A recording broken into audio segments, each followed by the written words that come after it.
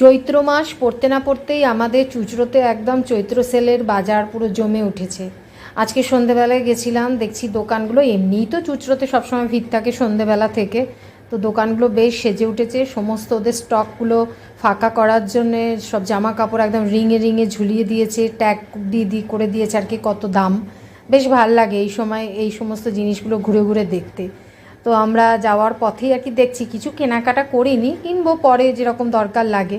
এই সময় ঘরে পরার পোশাক, তারপরে ওই বেড কভারগুলো বেশ আর কি অনেক কিনে রেখে দেওয়া যায় সারা বছরের জন্যে।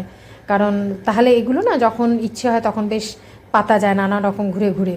তা অনলাইনে তো অনেকেই শপিং করে, কিন্তু অনলাইন শপিংয়ের থেকে এই দোকানে ঢুকে ঢুকে দেখে শুনে কিনতে আমার বেশ ভালো লাগে। সোনার দোকানগুলো বেশ একদম সেজে উঠেছে।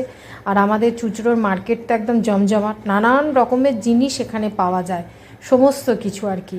বেশ দেখতে ভালোই লাগে। আর এই জায়গাগুলোতে অনেক বড় বড় সব খাবারের দোকানও হয়েছে।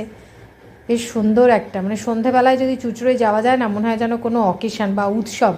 সব সময় এত ভিড় ভাড়, লোকজন, আলো চতুর্দিকে জ্বলে, যেটা আমাকে খুব বেশ আর কি বেশ ভালো লাগে। আমি যখন উড়িষ্যা থাকি তখন ঠিক সন্ধ্যের এই এই বেলাটা আর কি, মানে যে আমাদের এখানে বিকেলবেলায় এসে বসি, এই জিনিসগুলো আমি খুব মিস করি। ওই ঢেঙ্কানালে গেলে একটুখানি ভালো লাগে।